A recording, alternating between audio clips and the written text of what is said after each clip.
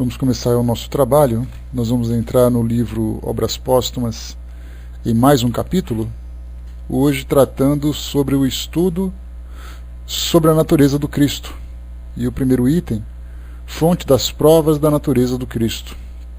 Então, é um tema bastante interessante e instigante, que não vai nos prender, sem dúvida nenhuma, a atenção, porque quando nós falamos sobre Jesus, nós falamos de uma personagem da história da humanidade que traz controvérsias para aqueles que veem uma adoração desmerecida, outros que exageram na sua adoração, outros que têm dúvidas sobre a própria existência.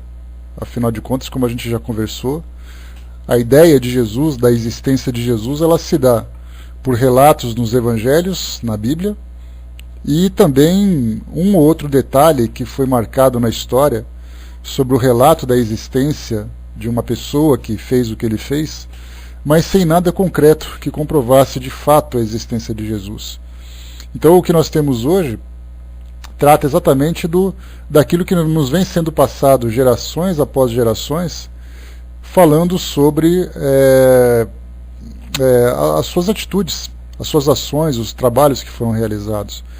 Então Kardec escreveu esse artigo para nos levar a uma reflexão, para entendermos exatamente a natureza de Jesus e até onde nós devemos caminhar com a nossa fé, e até onde há necessidade de nós estabelecermos uma base racional para compreender também a sua existência. Então é nisso que a gente vai desenvolver hoje esse estudo. Bom dia, pessoal que chegou. Então, estudo sobre a natureza do Cristo, fonte das provas da natureza do Cristo. Vamos lá então.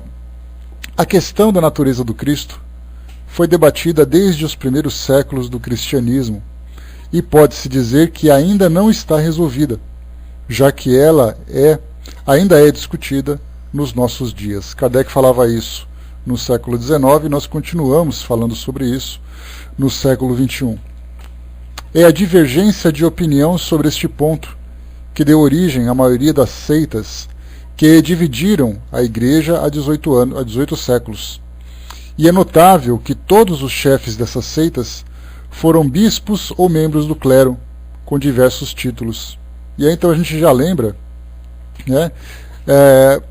que quando se fala sobre essa divisão da Igreja, inevitavelmente a gente remonta lá para o século XV, começando ali o século XVI, quando nós tivemos Martinho Lutero, que era um bispo católico lá na Alemanha, e que em virtude das contradições que a Igreja praticava naquela época, ele decidiu então que havia necessidade de criar uma nova filosofia espiritualista para poder seguir de um modo mais fiel as orientações de Jesus, conforme foi descrito nos evangelhos. Nós tivemos então a nossa reforma religiosa, que dali surgiu então as igrejas protestantes. Protestante, como o próprio nome diz, falava do protesto que elas estabeleceram contra a Igreja Católica Apostólica Romana. Nós tivemos também o calvinismo, que foi uma outra linha de pensamento que se estabeleceu ali na região da Suíça, com João Calvino. Tivemos também a Igreja Anglicana, lá na Inglaterra, com o rei Henrique VIII, que, insatisfeito com o seu casamento e também com a impossibilidade de desfazer o casamento por causa de uma determinação da Igreja, então ele decidiu criar sua própria igreja, sendo ele o chefe religioso. Então nós vemos ali que foram criados várias outras filosofias, principalmente, em especial, dentro da filosofia cristã, e eles criaram então essas novas seitas, ou essas novas religiões, e cada uma delas trazendo ali um ponto de vista, algumas vezes diferente e até divergente, a respeito da natureza de Jesus. E continua. Eram, por conseguinte, homens esclarecidos, a maioria deles escritores de talento, alimentados na ciência teológica, que não achavam concludentes as razões invocadas em favor do dogma da divindade do Cristo. Entretanto, como hoje as opiniões se formaram sobre abstrações mais do que sobre fatos? Procurou-se, sobretudo, o que o dogma poderia ter de plausível ou de irracional, e geralmente negligenciou-se, de um lado ou de outro, fazer sobressaírem-se os fatos que podiam lançar uma luz decisiva sobre essa questão. Então, aquilo que foi tratado sobre a natureza de Jesus, o que Kardec lembra, é que primeiro se tornou um dogma. O que significa isso? O dogma é um ponto de vista filosófico, ou mesmo teológico, que não pode ser contestado, que não pode ser, de forma alguma... Só um instantinho, pessoal. Voltando de novo, desculpa, pessoal. Aqui colocando, então, né, que o dogma é um ponto de vista que não pode ser contestado. Então, quando nós temos, por exemplo, dentro da Igreja Católica, a Santíssima Trindade, que é o Pai, o Filho e o Espírito Santo, aqueles que professam essa religião acabam, consequentemente, tendo que aceitar esse dogma. A partir do momento que o dogma é questionado, consequentemente, acaba também se afastando dessa filosofia. Então, a respeito da natureza de Jesus, nós temos muitos dogmas que foram formados, muitas ideias que foram criadas, e que elas não podem ser contestadas. Jesus é o Filho de Deus, por exemplo. É algo que nós ouvimos com bastante frequência.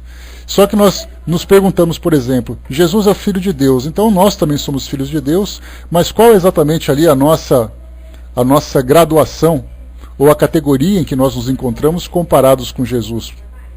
Então, daí então nós percebemos que muitas abstrações surgiram, né, ou foram utilizadas como base para aquilo que Jesus trouxe, mas muito pouco sobre fatos. Porque fatos históricos, fatos científicos, nós não temos praticamente nenhum. E aí então, mais uma vez, Kardec coloca, procurou-se, sobretudo, que o dogma poderia ter de plausível ou de irracional.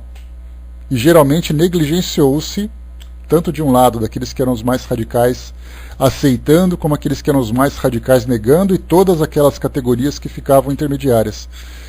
Fazer sobressaírem-se os fatos que podiam lançar uma luz decisiva sobre essa questão. E continua. Porém, onde encontrar esses fatos, se não for nos atos e nas palavras de Jesus? Então, para a gente poder compreender qual é exatamente a grandeza de Jesus como um homem, como um espírito encarnado, é necessário que nós analisemos exatamente as suas atitudes, porque nós temos como ponto filosófico, até como essas ideias que são transmitidas para nós o tempo todo, dizendo que muito mais do que palavras é o exemplo. E esse exemplo é fundamental de ser observado. Esse exemplo que vai determinar realmente, de fato, o que aquela pessoa é. E não simplesmente aquilo que ela fala, porque fazer discursos sobre ideias bonitas, fazer discursos sobre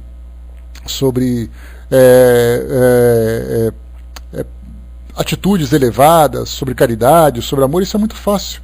Basta ter alguém muito bem articulado, basta alguém que tenha ali um sentido de poesia, que ele vai falar, transmitir as ideias mais belas. Mas fazer com que isso se torne uma prática já é muito diferente. E é aqui então que Kardec coloca como ponto fundamental analisarmos, dentro daqueles relatos que foram passados, exatamente qual é a elevação desse espírito que esteve entre nós. Jesus nada tendo escrito, seus únicos historiadores são os apóstolos, que também nada escreveram enquanto ele vivia. Como é que está o som, pessoal, por favor? Ok, obrigado. Então, os únicos apóstolos são os apóstolos que escreveram, mas não enquanto ele vivia. Não tendo nenhum historiador profano, seu contemporâneo, falado dele, não existe sobre sua vida e sua doutrina nenhum documento, a não ser os evangelhos. É, portanto, aí somente que é preciso procurar a chave do problema.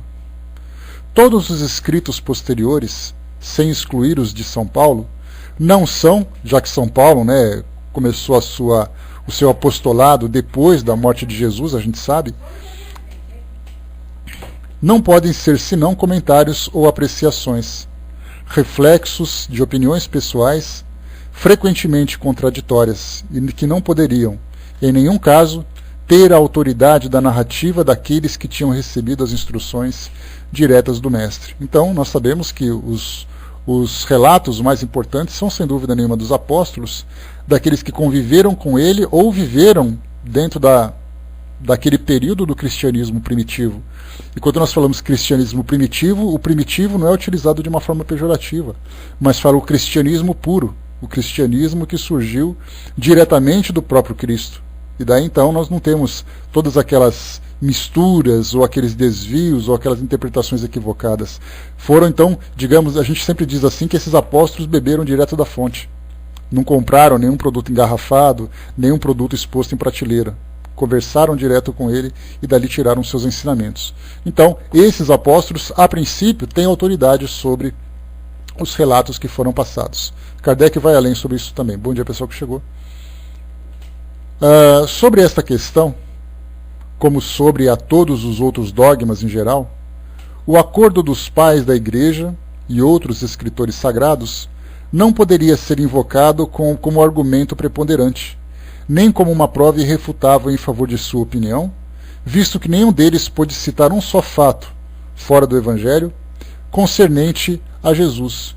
Nenhum deles descobriu documentos novos, desconhecidos, de seus predecessores. Aqui é um ponto interessante, essa frase de Kardec, quando eu li, eu achei assim, definitivo, digamos assim, para qualquer debate teológico.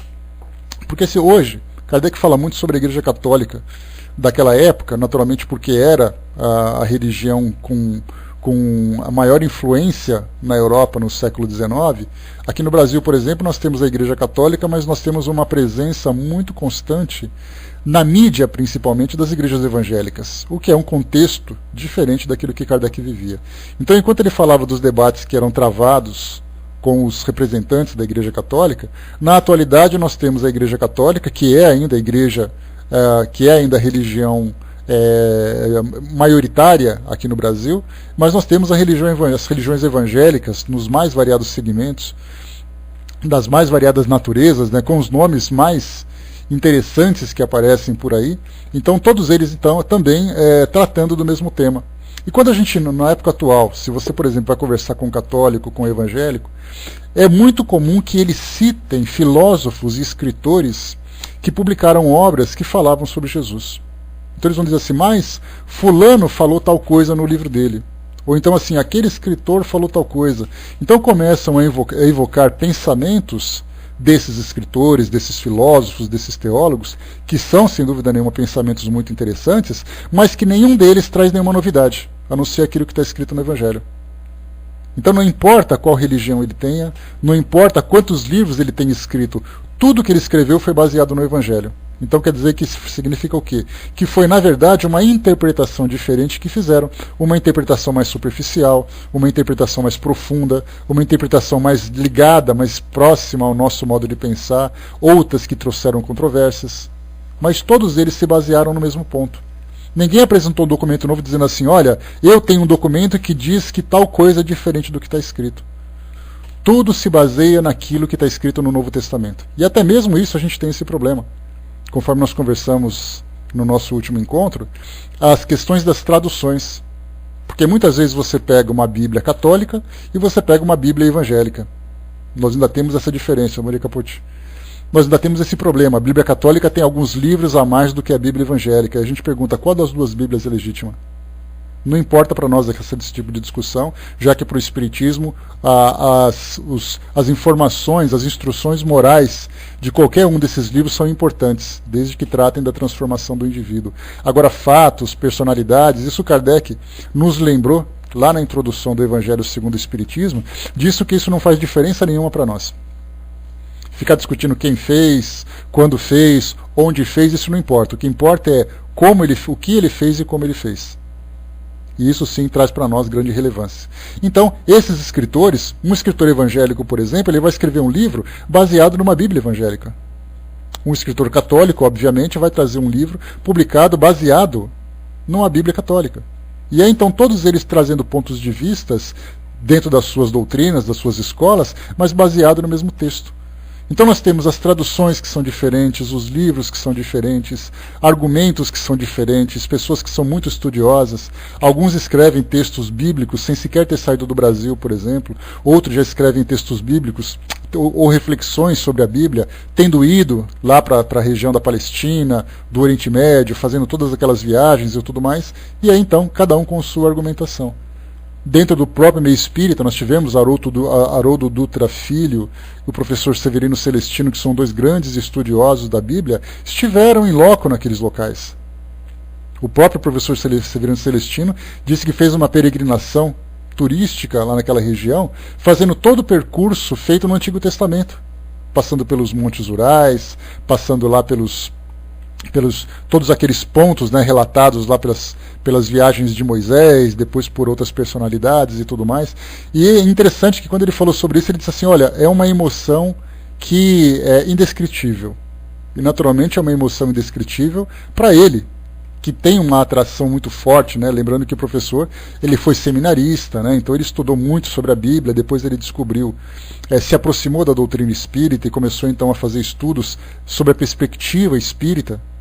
E ainda assim a gente fica, né? Se você apresentar, olha, eu tenho aqui um texto escrito por um espírita sobre a Bíblia. Aí o católico vai dizer, mas como é que ele ousa fazer isso? Aí o evangélico vai dizer, mas como é que ele ousa fazer isso? Todos ousam fazer isso e todo mundo quer ter razão. Mas não importando qual seja a natureza dessas opiniões, todas elas se baseiam no mesmo texto. Sem nenhuma novidade, sem nada. O que nós temos hoje, que pode até ser um pouco provocativo, seriam os textos apócrifos, os evangelhos apócrifos que foram descobertos já há algum tempo. Nós tivemos, por exemplo, o Evangelho de Tomás, o Evangelho de Maria Madalena, o Evangelho de Judas, que foi encontrado agora, né, que alguns fragmentos daquele evangelho também surgiram, mas são considerados apócrifos, ou seja, eles não são considerados legítimos pela igreja ou pelas religiões de modo geral. Mas são livros interessantes. Quando pega, por exemplo, o Evangelho de Maria Madalena, começa a falar de uma relação de Jesus com ela, muito mais do que divindade, mas como homem. E isso não é aceito por essas religiões. Mas essas questões à parte, que para nós é indiferente, e lembrando sempre isso, nenhum deles descobriu documentos novos desconhecidos de seus predecessores. Aquilo que São Tomás de Aquino falou. Lá no século IV, nós temos hoje um escritor, um teólogo, que é doutor em teologia, formado pela Pontifícia Universidade Católica, aquela coisa bem católica mesmo, lá na Itália, e escreveu um livro trazendo a mesma reflexão, a mesma análise, baseada no mesmo texto. Só escrita de uma forma diferente. E continua para nós. Os autores sacros, né, ou seja, os autores que escreviam sobre temas religiosos, apenas puderam girar no mesmo círculo, dar sua apreciação pessoal, tirar consequências do seu ponto de vista, comentar sobre novas formas e com maior ou menor desenvolvimento as opiniões contraditórias. Todos aqueles que eram do mesmo partido tiveram que escrever no mesmo sentido, se não nos mesmos termos, sob pena de serem declarados heréticos, como foram Orígenes e tantos outros. Aqui então, se por acaso nós falamos sobre essas escritas, é importante que, se eu for católico, é importante que o meu discurso seja afinado com outros escritores católicos, porque do contrário eu vou escrever uma coisa contra a própria doutrina. E foi o que Orígenes fez. Orígenes viveu ali com Jesus, né, no começo do primeiro milênio, ali no ano de 200 mais ou menos, né, que ele era um daqueles que começavam a nascer daquele cristianismo primitivo, e ele era muito ligado a Platão, à filosofia grega. Então ele escrevia sobre teologia, ele era um representante da igreja, era um sacerdote, mas ele acabou sendo depois perseguido, torturado. Perseguido depois pela igreja, foi expulso da igreja, mas ele foi para a Palestina e fundou uma nova escola, e depois ele foi perseguido por aqueles que perseguiam os cristãos, e ele foi torturado e foi morto. Mas só o fato dele escrever o pensamento religioso baseado na filosofia grega, ele foi considerado como um herege, e consequentemente perseguido pela igreja. E tantos outros que fizeram a mesma coisa, começaram a escrever, a gente lembra, né, para quem quiser conhecer um pouquinho sobre essa história da igreja, conhecer sobre os cártaros, ou sobre os bons homens, que eram pessoas que pregavam a pobreza, pregavam a pureza da filosofia cristã, saíam, né, pela Europa demonstrando toda aquela simplicidade do cristianismo, e eles foram perseguidos pela igreja, porque eles pregavam algo que a igreja não aceitava. Depois de um tempo, isso aconteceu mais ou menos no sul da França, lá no início do século XIII, século XIV, e em virtude desses cártaros, começou então, como o Elcio colocou ali, surgir a Inquisição. aqueles que falavam do cristianismo, mas desvirtuavam a sua natureza dentro da visão da igreja, foram perseguidos. E aí então começou toda aquela fase negra da história religiosa, né? Que durou pelo menos ali uns 4 séculos a partir daquele ponto. Então leia um pouquinho sobre isso que vocês vão ver. Isso não é para denegrir a imagem da igreja, mas para mostrar os fatos como eles se desenrolaram na história do cristianismo, principalmente no mundo ocidental. Então, foram perseguidos. E continua para nós aqui. Naturalmente, a igreja apenas incluiu o número de seus pais, os escritores ortodoxos do seu ponto de vista. Ela apenas exultou, santificou, colecionou aqueles que tomaram a sua defesa, enquanto que rejeitou os outros e anulou seus escritos tanto quanto possível. E aqui a gente já entra naquela questão do partidarismo. Se por acaso eu faço parte de uma igreja, e aí então eu encontro escritores que são a favor do meu ponto de vista, então eu vou colecionar seus livros, vou enaltecer, vou citá-los. Se por acaso eles escrevem alguma coisa que vai contra aquilo que eu penso, aí então eu já rejeito.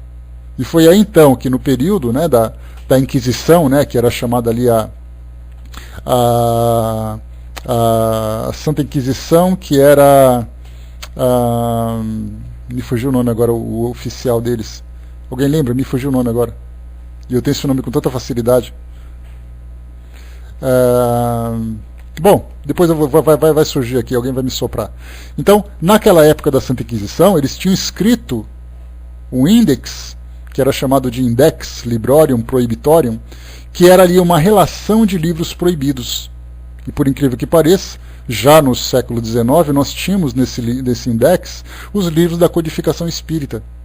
Lá vocês vão encontrar também, né, porque claro que esse livro já não esse guia já não existe mais, porque já foi mudado, né, o nome já mudou a filosofia dessa instituição, mas lá nós encontrávamos o livro dos Espíritos, o Evangelho segundo o Espiritismo, o livro dos Médiuns e tudo mais, né, era tudo uma maravilha. E aí então criaram esses livros para poder dizer quem que não podia, quais livros não poderiam ser lidos por cristãos. E aí então era muito comum também as pessoas fazerem um mercado negro de livros. Porque tinham pessoas que gostavam de ler livros de filosofia na Europa, no século XIV, no século XV, século XVI, e esses livros ficavam escondidos atrás de prateleiras, embaixo de camas e tudo mais. E quando vinha o pessoal da Inquisição, né, a Congregação da Doutrina da Fé é o nome atual que tem agora. Tá, Elcio, mas a Santa Inquisição era o... Meu Deus do céu, me fugiu o nome. Bom, vou lembrar depois. Então, quando esses representantes da igreja entravam nas casas, porque era muito comum, interessante naquela época, que quando se fala de presença da igreja na vida das pessoas, era uma presença opressiva, não era uma presença consoladora. Então, se por acaso eu não fosse, vamos pegar o Elcio, por exemplo, eu não vou com a cara do Elcio, e eu tenho um amigo da igreja, eu vou dizer assim, olha, eu fui na casa dele e ouvi eles conversando sobre um assunto diferente. Essa minha simples denúncia já era suficiente para que houvesse pessoas da igreja, representantes da Inquisição, entrasse na casa dele, invadisse a casa dele e fizesse uma revista, para saber exatamente quais livros ele tinha escondido e fazer uma entrevista. E essa entrevista nem sempre era muito confortável. E se tivesse alguma outra suspeita, então ele era levado para tortura, a família dele era torturada também e tudo mais, até que ele revelasse aquilo que foi dito como suspeito. E muitas vezes ele entregaria uma coisa que ele não fez, simplesmente para parar de sofrer. Era algo terrível que aconteceu. Então assim, essa parte da história, se a gente pode tratar futuramente de uma forma paralela, mostrando do porquê das coisas serem dessa forma, isso os livros, então, eles eram escondidos. Você levantava comida, assim, tinha um livro embaixo escondido, você andava para cá, as pessoas carregavam livros dentro de saco de farinha para poder passar para outras pessoas, era uma coisa bem interessante. Mas enfim, eles acabavam então aceitando os livros que eram de acordo com as suas ideias e rejeitavam aqueles que vinham contra. Então filósofos, outras religiões, tudo isso era considerado muitas vezes herético pela igreja. O acordo dos pais da igreja nada tem, portanto, de concludente, já que é uma unanimidade de escolha formada pela eliminação dos elementos contrários. Se confronta tudo o que foi escrito pró ou contra, não se saberia de que lado penderia a balança. Então, para a igreja, ela formou uma opinião unânime, partindo do princípio de que ela retirou tudo aquilo que ela não concordava. Então ela colocava assim, tá vendo esses 50 escritores? Todos eles concordam com a igreja, mas ali na lata do lixo você tem mais 40, mais 50. Então ele tirou aquilo que não serve, pegou aquilo e formou a sua opinião. E no fim das contas, fazendo ali aquele equilíbrio daquilo que foi escrito contra a doutrina da igreja na época e a favor da doutrina, a gente não sabe de que lado que penderia a balança, se eram mais escritores a favor ou mais escritores contra.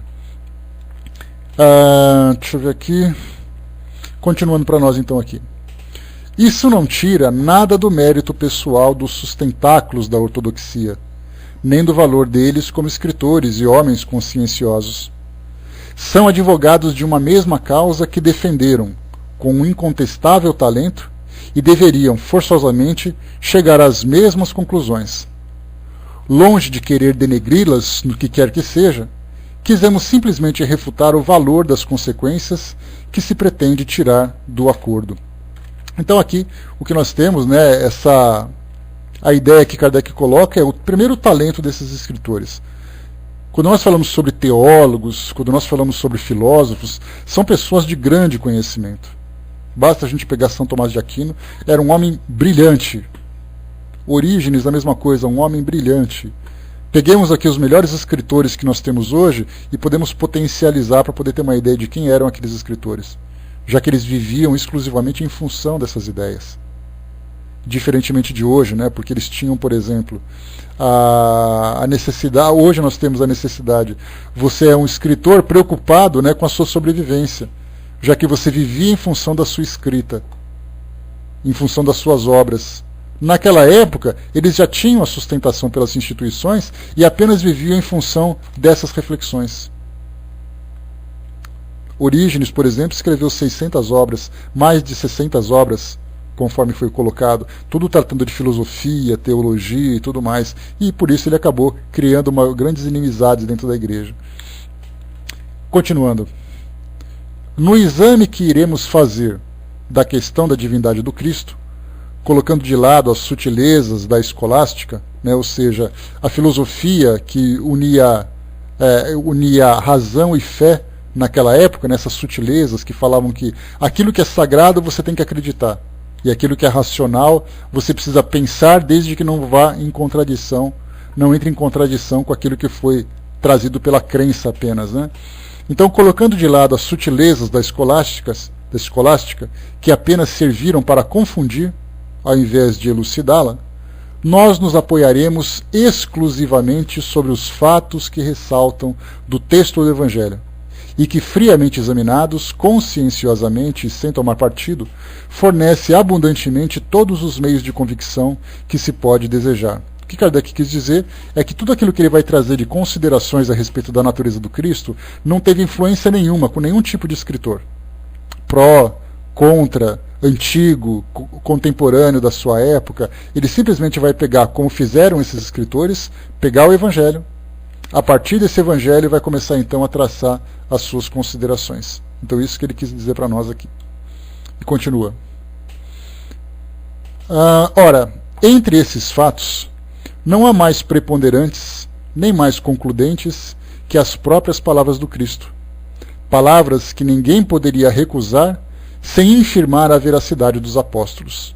Aqui ele quis dizer que nós nos basearemos para compreender exatamente a natureza do Cristo.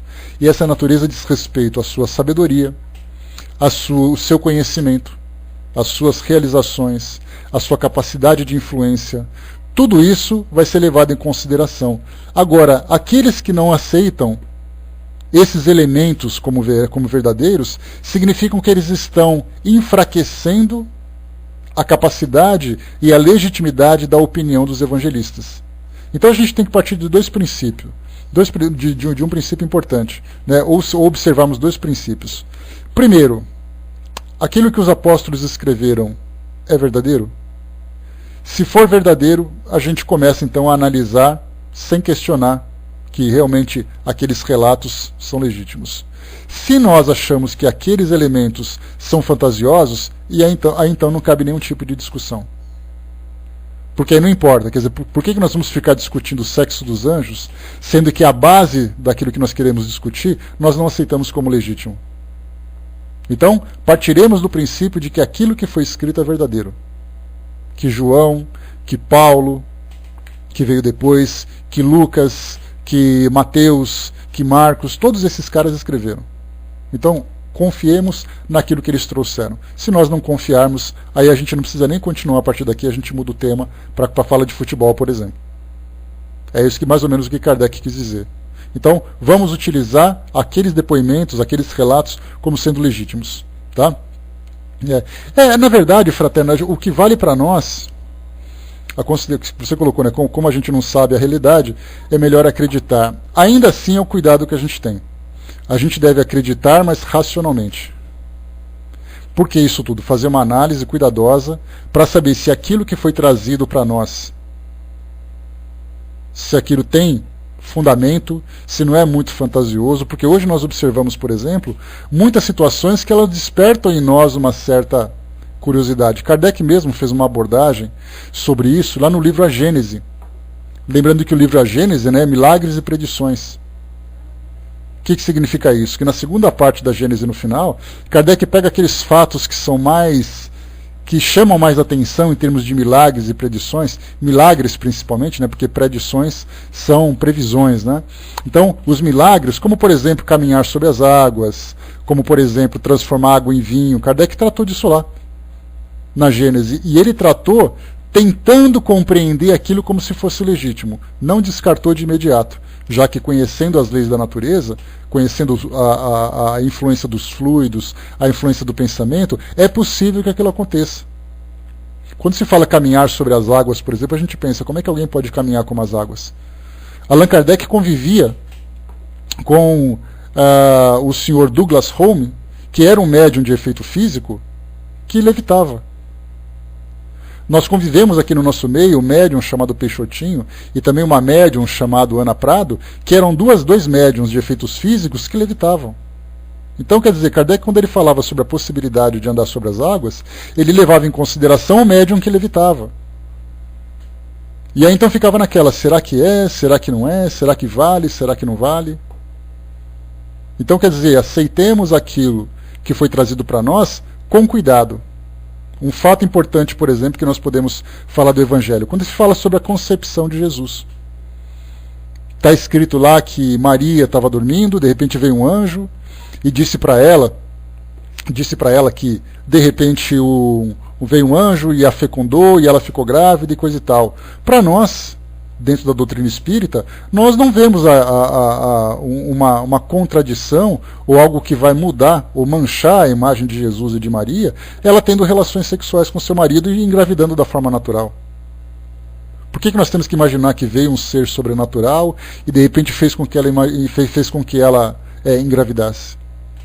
Então nós aceitamos isso como natural, mas isso está no Evangelho. Então o fato de estar escrito lá não significa necessariamente que nós tenhamos que aceitar isso absolutamente. Falam, por exemplo, que depois que Jesus morreu na cruz, ele então apareceu aos apóstolos e às pessoas que estavam ali, e depois ele de corpo e alma se levantou e foi para o céu. Nós também não aceitamos isso.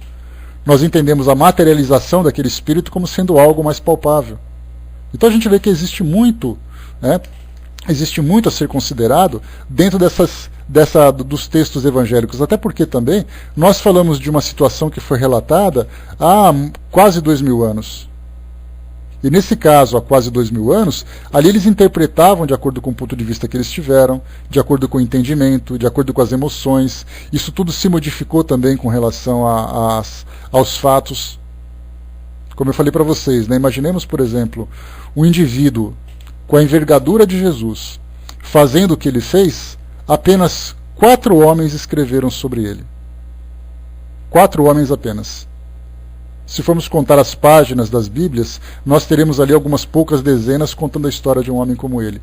Mas a pergunta é, a gente lembra que São Jerônimo, né, que foi o santo da Igreja Católica, ele foi canonizado exatamente pelo trabalho que ele fez de organizar a Bíblia.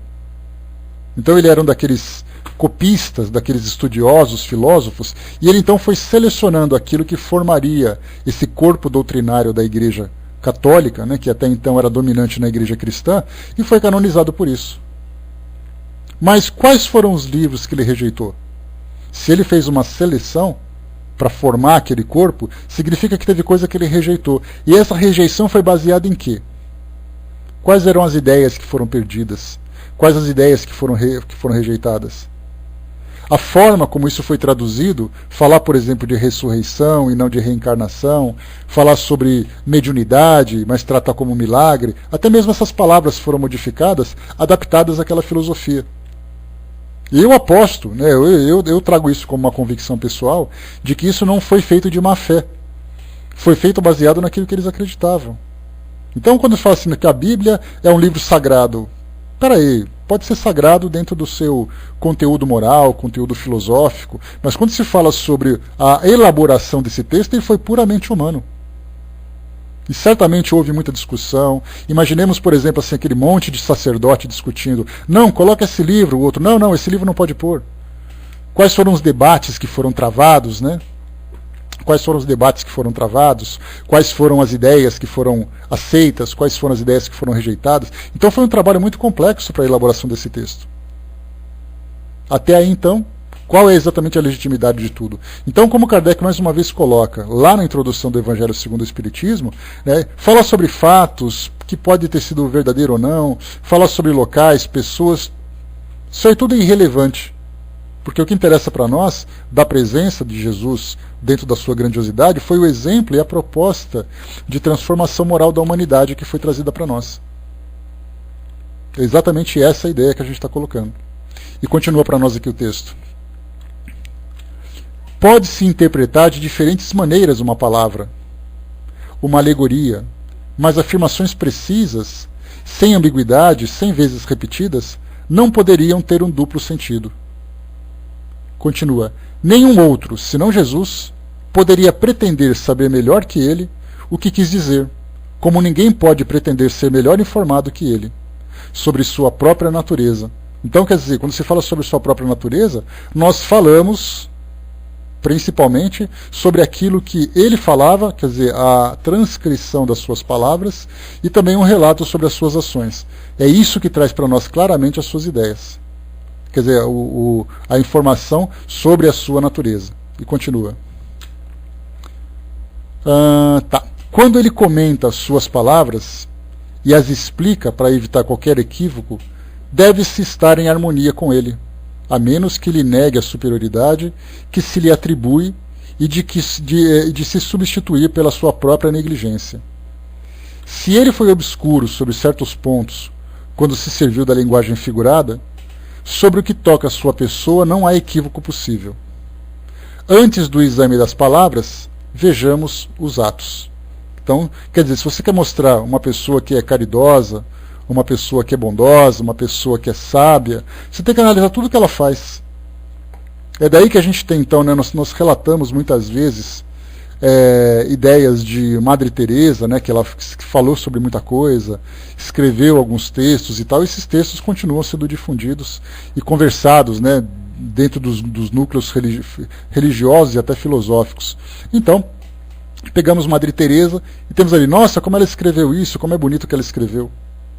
Mas muito mais do que ela escreveu, a gente vê o trabalho que ela realizou dentro da comunidade, né, da irmandade da qual ela pertencia. Ali que nós vamos ver realmente se ela era um espírito de grande envergadura ou era apenas alguém que falava bonito. Gandhi era a mesma coisa. Falava muito, tinha ideias maravilhosas, tinha ideias muito bonitas e coisa e tal, mas as suas atitudes demonstraram muito mais do que as suas palavras.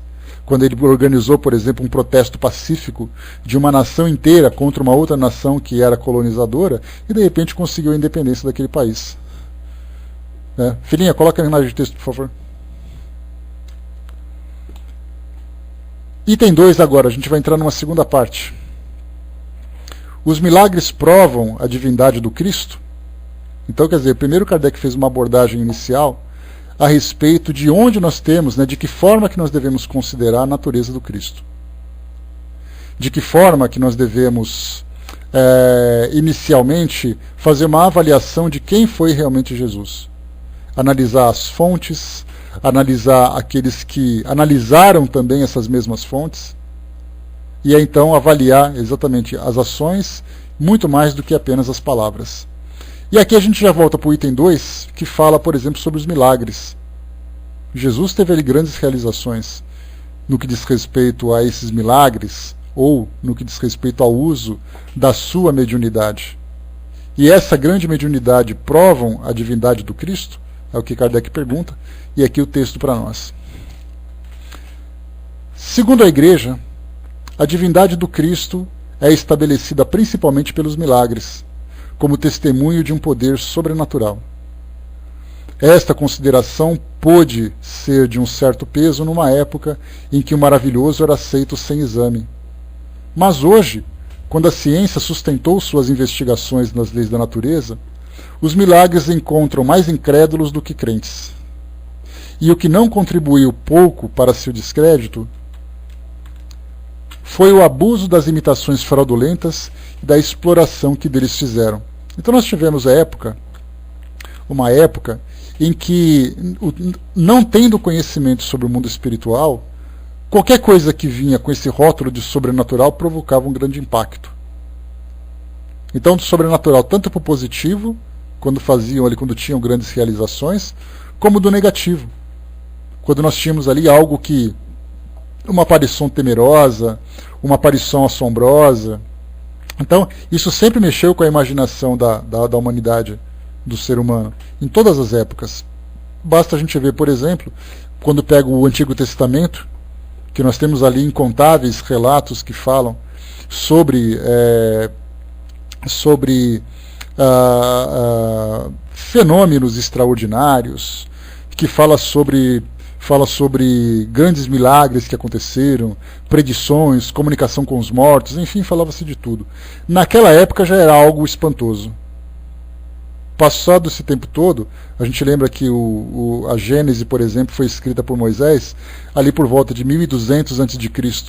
Então nós estamos ali aproximadamente 3.200 anos depois daquela época. E quando você coloca alguém que faz um milagre na porta de uma igreja, num ambiente qualquer, as pessoas ficam espantadas. Então, depois de mais de 3 milênios, a imaginação da humanidade continua a mesma coisa. Continuamos nos impressionando com isso tudo. Quando a doutrina foi desenvolvida, ela partiu de um fenômeno mediúnico, que foi a famosa movimentação das mesas girantes, ou mesas dançantes. Analisou o fato, analisou a causa desses fatos, se aprofundou dentro do aspecto filosófico, desenvolveu a sua prática científica através daqueles critérios já conhecidos, em que você estabelece uma hipótese, desenvolve uma teoria, faz a prática e depois tira a sua conclusão. Então, baseado nesses pilares, acabou então chegando à conclusão de que tudo do que acontece fora das nossas leis físicas conhecidas, nós entramos numa lei que é extrafísica, mas que faz parte do conjunto de leis naturais que vem sendo descobertas. E mesmo Kardec, quando a gente estudando o livro dos médiuns, ele falava sobre isso, que tudo que existe de grande descoberta aqui no nosso mundo já existia num estado latente, bastava apenas ser descoberto. Então, por exemplo, a eletricidade proporcionava ao homem conforto, através dos equipamentos que poderiam utilizá-lo como combustível, ao mesmo tempo poderia também proporcionar para nós a comunicação. E aí então Thomas Edison foi lá, fez as suas experiências, descobriu a eletricidade, descobriu a lâmpada, depois veio um outro, descobriu o telégrafo, veio outro, descobriu o rádio, depois descobriu a televisão, descobriu isso, descobriu aquilo. Todo mundo foi descobrindo, mas na verdade todo esse potencial já existia na eletricidade. Bastava apenas que o homem conseguisse alcançar uma forma de utilizar aquele benefício. Hoje nós temos, por exemplo, a energia atômica, que lá na década de 40 do século passado, 1930, 1920, nós tivemos já cientistas que analisavam a força atômica. Mas a pergunta é, de que forma que nós podemos utilizar essa força? Muito mais interessante foi que depois, ali na década de 30, década de 40, nós começamos então cientistas se juntando ali naquele projeto chamado Manhattan, que era nada mais do que um grupo de cientistas criando uma bomba nuclear. E aí, muito bem, criaram bomba nuclear, fizeram e aconteceram, marcaram a história com o seu uso. Tivemos ali uma fase sombria na humanidade, em que essa energia nuclear poderia ser extremamente destrutiva, e de repente começaram a utilizar a energia nuclear para a produção de energia, no caso das usinas nucleares. E aí nós tivemos aqui esse desastre, né, que aconteceu em Fukushima, no Japão, tivemos aquele desastre que aconteceu em Chernobyl, mas a energia atômica é utilizada para fins pacíficos. E nós tivemos, inclusive, hoje, porque muita gente pensa assim, mas espera aí, quer dizer, então, se a energia nuclear é tão destrutiva, a gente pode parar de utilizar, não pode? Não, não pode. Porque a medicina utiliza a energia nuclear, na medicina nuclear, por exemplo, para exames radiológicos, para tratamentos de câncer. E aí todo mundo pensa assim, ele descobriu um jeito de usar. Não, a energia poderia ser utilizada dessa forma. Bastava apenas que o homem soubesse canalizá-la para aquele objetivo. Então tudo isso já existia de uma forma latente, como colocava Kardec.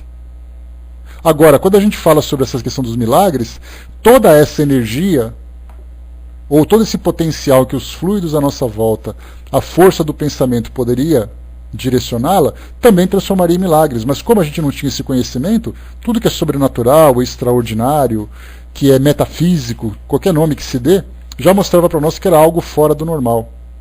Mas que na verdade não era fora do normal. Está dentro do normal que nós estamos aprendendo a conhecer. E continua aqui o texto para nós.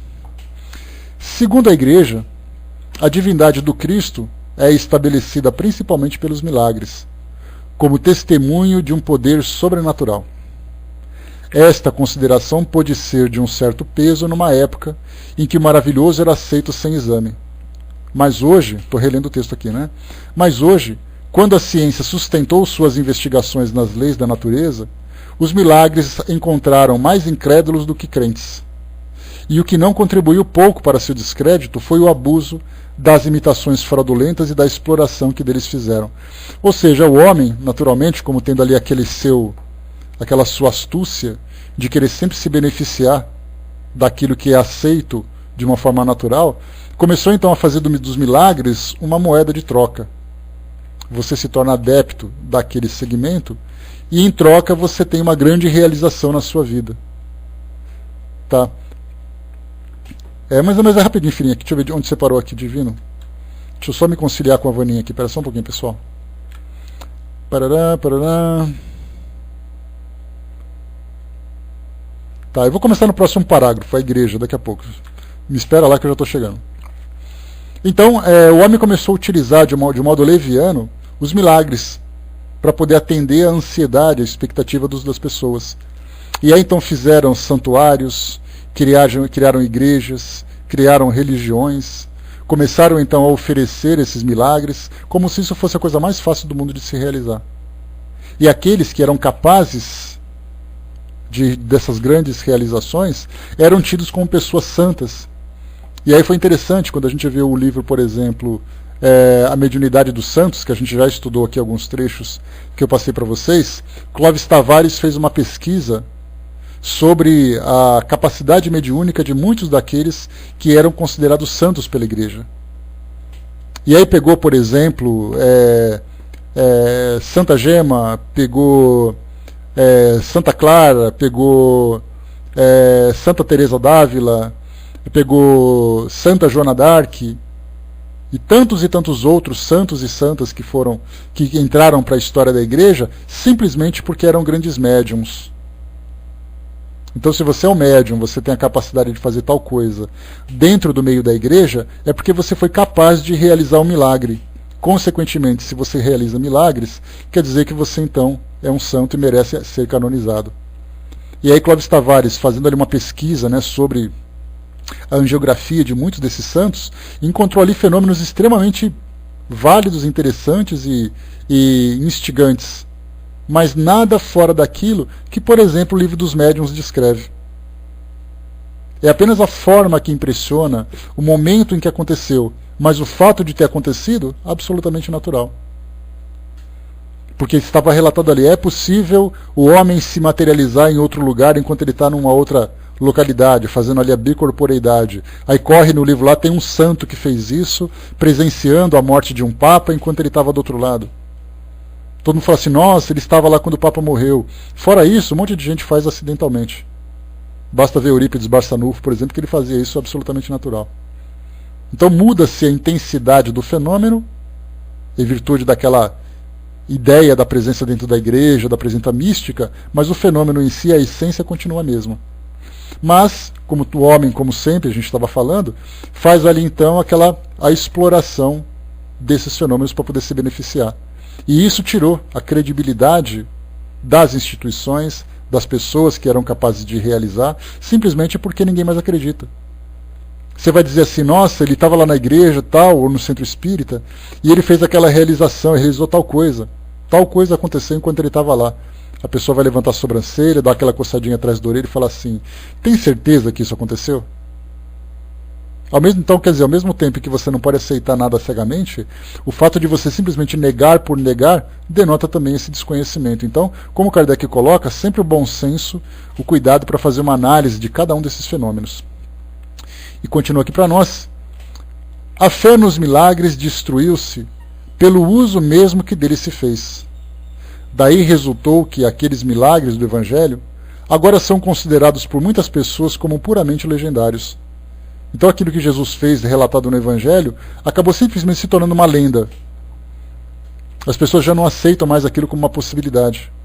Como fazer, por exemplo, um paralítico caminhar, multiplicar pães, caminhar sobre as águas, a bicorporeidade ou a materialização de espíritos, etc. e tal, a ressurreição de mortos. Tudo aquilo foi tratado então, legal, é uma lenda, beleza. Ele fez aquilo, tá bom, fez. Você pode explicar? Não, e não me interessa também. O que me interessa é só a religião em si, como a gente falou ontem, né? O que vale é você aceitar a religião porque ela te faz feliz. Se você vai analisar com cuidado ou não aquilo que os livros sagrados daquela religião te oferecem, já é uma outra história. O Elcio lembrou aqui, né, que Joana d'Arc foi canonizada em 1920, quase 5 séculos depois dela ter sido queimada viva, né? Foi uma forma que a igreja encontrou, né, de consertar aquilo que equivocadamente foi praticado naquela época. Continua agora. Filhinha, pode começar a colagem então. A igreja, aliás, retira ela própria dos milagres qualquer entendimento, como prova da divindade do Cristo, declarando que o demônio pôde fazer tantos prodígios quanto ele. Pois se o demônio tem um tal poder, fica evidente que os fatos desse gênero não têm um caráter exclusivamente divino.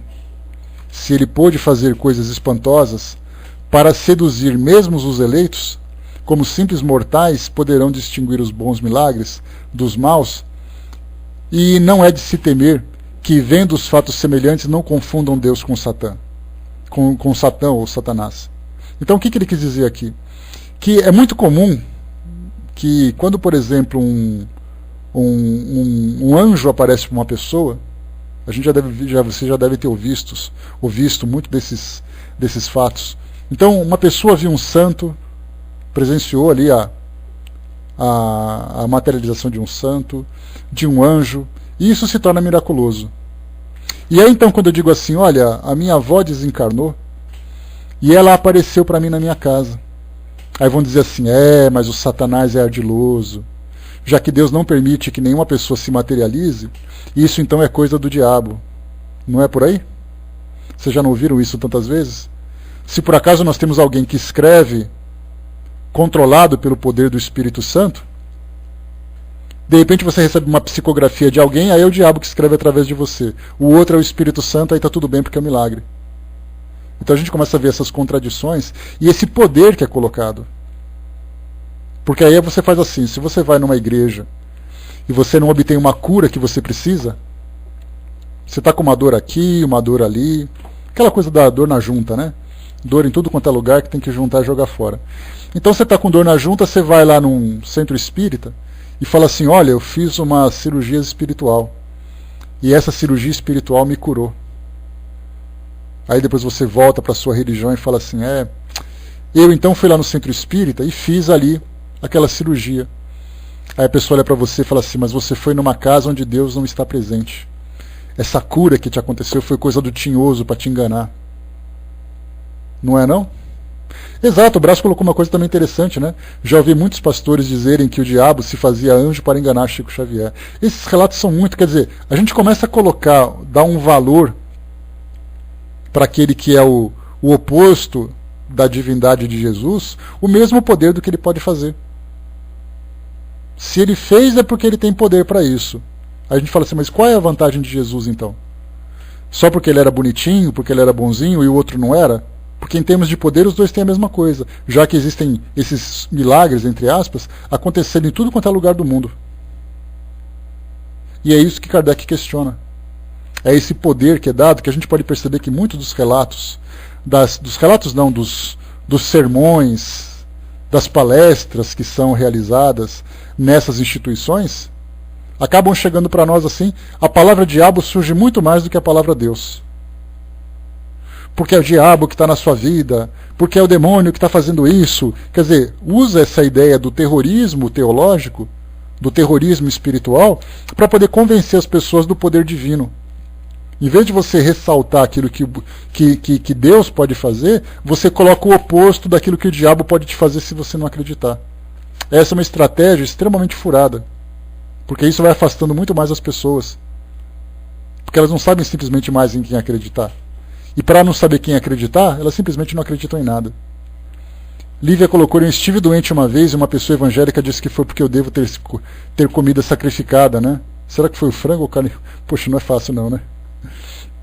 A Tina colocou, né? Eu passo umas coisas enquanto médium que se contar ninguém acredita, né? Agora a coluna está me deixando na cama, né? E não vou deixar, nem deve também, né? Então, tudo isso que a gente vê é o quê? São pensamentos equivocados. A Fraterna colocou, né? O diabo existe ou é uma figura alegórica? A gente lembra sempre, Fraterna, muito mais fácil, de uma forma muito mais simples do que a gente imagina. Os filósofos gregos, eles traziam a ideia da dualidade. O que é a dualidade? É um constante conflito entre o bem e o mal, entre o claro e o escuro, entre uma entidade divina e uma entidade demoníaca.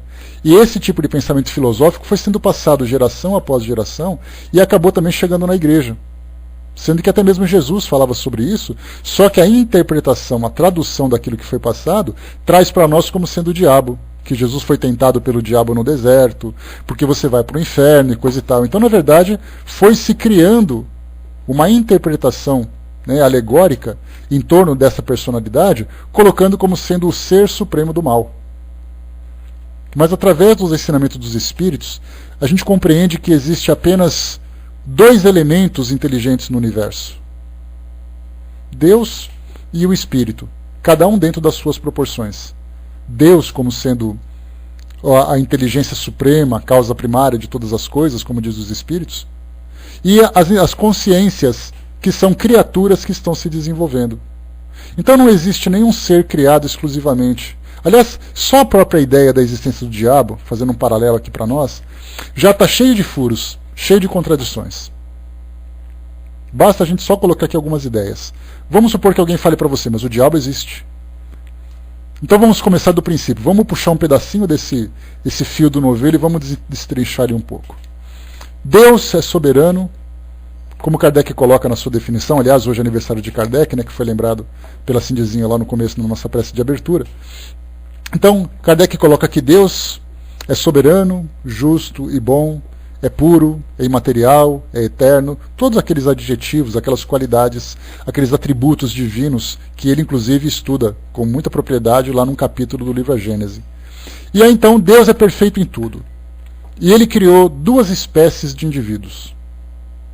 Os anjos, que são seres criados à parte, que são ali os seus trabalhadores, os seus seguidores, e aqueles que cumprem as suas ordens, e as criaturas, nós, os animais e todos aqueles que foram criados de alguma forma aqui no ambiente terreno.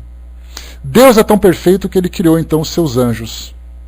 Mas, infelizmente, um anjo se rebelou.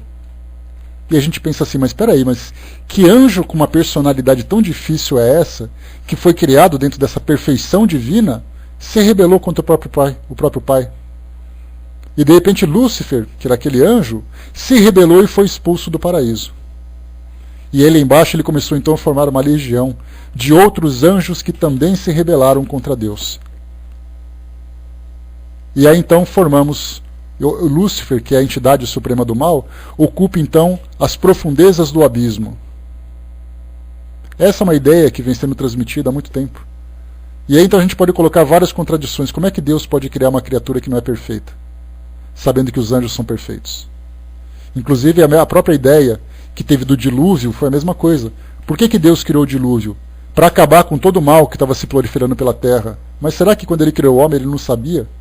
Porque na Bíblia está escrito: Deus se arrependeu, salvou Noé e sua família e um casal de cada animal, e depois destruiu toda a vida sobre a terra, porque ele estava arrependido. Deus arrependido? Então a gente vê assim que basta a gente analisar um pouquinho só, que já começa a encontrar todos esses furos. Mas muito bem, a pergunta foi então se o diabo existe. Na verdade é uma personalificação, ou uma personificação, desculpem, né, do mal, que faz parte dessa dualidade filosófica que nós temos a necessidade, né? Se você tem o bem, você precisa ter o mal, mas como todos somos espíritos, é importante lembrar que os espíritos vão se juntando pela afinidade. E se nós temos aqueles espíritos ainda presos na ignorância, presos na inferioridade moral, eles são considerados demônios. Não demônios no sentido filosófico, como demons, que significava simplesmente anjos, né? Anjos não, significavam personalidades que acompanhavam os homens, né? Que eram os gênios, como Kardec chamava. Aliás, o próprio gênio vem da expressão árabe chamada jinn, e esses djinns eram entidades que poderiam ser para o bem ou ser para o mal. Aliás, quando você, por exemplo, você encontrou a lâmpada e você esfregou, e apareceu um gênio para satisfazer os seus desejos, aí tem aquele pensamento, né? Cuidado com os seus desejos, porque eles podem se realizar. Porque os gênios, eles fazem aquilo que eles querem dentro dessa mitologia, né, que existe da criação. Aliás, as mitologias, tem um livro de mitologia que mostra que cada região do planeta traz uma visão diferente a respeito da criação do mundo, da criação dos deuses, da criação dos homens, da vida após a morte. Então você pode encontrar entre os aborígenes da Austrália, entre os polinésios, entre os nórdicos, entre os maias e astecas, que são os povos pré-colombianos, você pode encontrar nos povos indo-europeus, você pode encontrar na África, cada um trazendo a sua visão a respeito da criação do mundo, dos deuses, dos homens, da vida após a morte. Os egípcios, por exemplo, têm a sua mitologia, os nórdicos têm a sua mitologia, quando fala sobre Odin, Thor, etc. e tal. Então o homem tem a necessidade de criar histórias para compreender a sua origem. Só que essa necessidade ela vai se desenvolvendo, faz com que ele crie histórias de acordo com a sua cultura, de acordo com as suas experiências. Então estudar mitologia é muito interessante, nos dá essa visão geral de que modo que os homens começam a pensar sobre tudo isso. Então, na verdade, não existe essa entidade do mal. O que existe, na verdade, são os espíritos, né? Que se dedicam, que se devotam a essa prática do mal em virtude do egoísmo, da ignorância, da dureza dos seus, entre aspas, dos seus corações, mas que com o passar do tempo todos vão evoluir. Porque como a própria lei natural mostra, né, que todos nós alcançaremos essa evolução, não importa o tempo que tenha. E nós temos contato, naturalmente, aqui no nosso planeta, com entidades que viveram aqui, estão ligadas aos interesses daqui. Mas imaginemos fora do nosso planeta, pelo espaço afora, quantas entidades se enraizaram num mal tão profundo que a gente não consegue nem imaginar. A gente pode pegar assim, o pior indivíduo que já existiu na história da humanidade e colocar ele como filho do malvadão supremo. Porque esses espíritos vão se enraizando. A gente não conhece, a gente não sabe como é que são os mundos primitivos. O que acontece fora do ambiente terreno que nós conhecemos. O que a gente conhece é um Adolf Hitler, é um ditador, um tirano, um assassino e coisa e tal. Mas e no mundo espiritual? O que será que tem por ali? Isso a gente não conhece.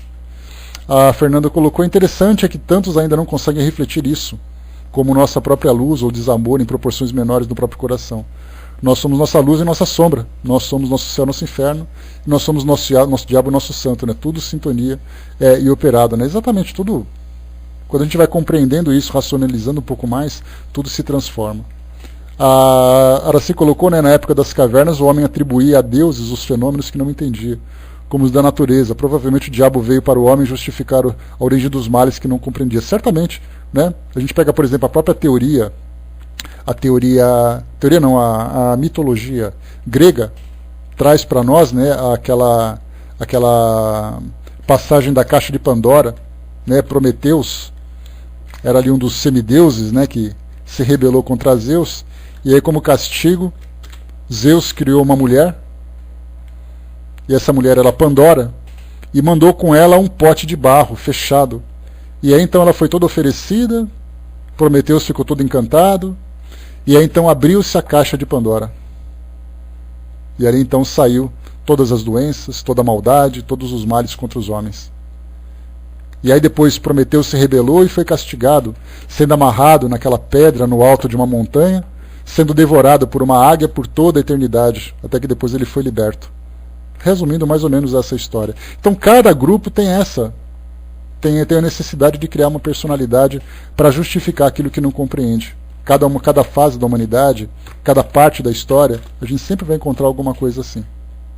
Então, na tradição hebraica, por exemplo, né, não, lógica tem, Olivia, todas elas têm lógica, né, porque você precisa entrar no clima.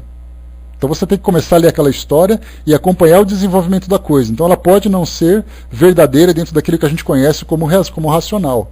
Mas que tem lógica, tem. São histórias belíssimas.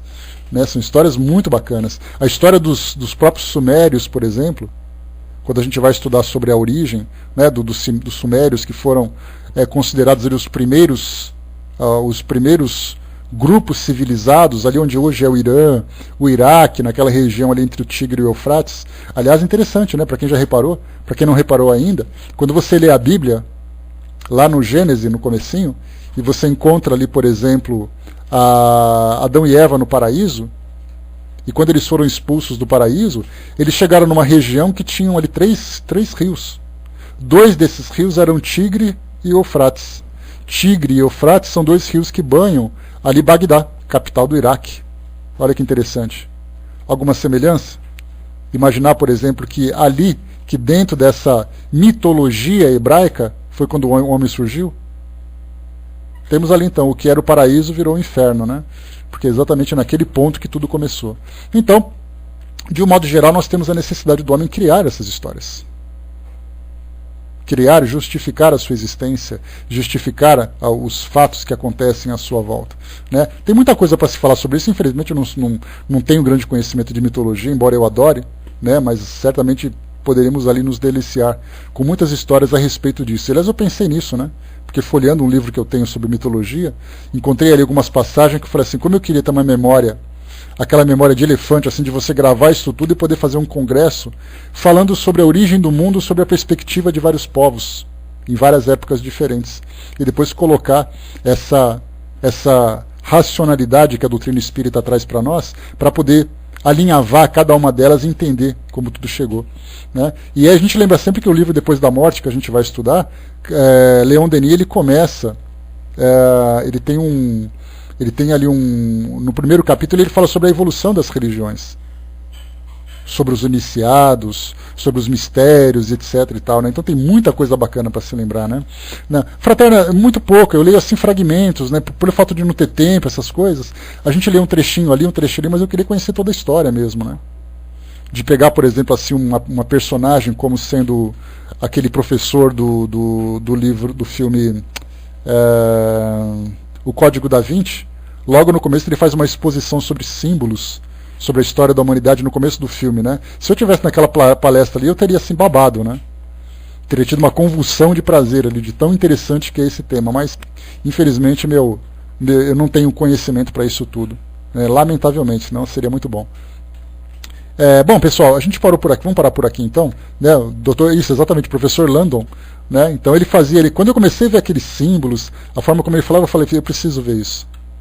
Só que aí o filme infelizmente acabou e aí entrou depois a parte da trama mesmo, né? Mas é o tipo de coisa assim que eu adoro, eu fico fascinado e fico deslumbrado, admirado com pessoas que têm conhecimento sobre isso. Não apenas contar histórias, mas ter uma capacidade analítica, ter um conhecimento de fazer conexões entre várias histórias, né? Eu acho maravilhoso. Bom, nós paramos aqui então no item número 2, os milagres provam a divindade do Cristo. Como eu li muito pouco, na verdade eu falei mais do que li, a gente vai ter aqui 2 parágrafos, a gente retoma eles depois na próxima terça-feira para falar desse segundo item, sobre os milagres, né? Seria mais um livro para ler, né, Araci? Seria mais um trabalho, porque tanta coisa bacana para se conhecer, mas eu vou ter tempo para isso, pode deixar. Um dia eu vou arrumar tempo e vou me deliciar com essas coisas todas. Bom, vamos parar por aqui então, pessoal. Concluindo o nosso estudo de hoje, eu vou passar então para o nosso amigo Elcio, que vai fazer um encerramento para nós, e daqui a pouco a gente volta. A Cindizinha colocou, tive um professor no cursinho que fazia a gente viajar na história. Eu também tive um professor que era fantástico. Ele era nordestino, não lembro de onde ele era, então ele contava assim com aquele sotaque e com aquelas expressões nordestinas do que acontecia na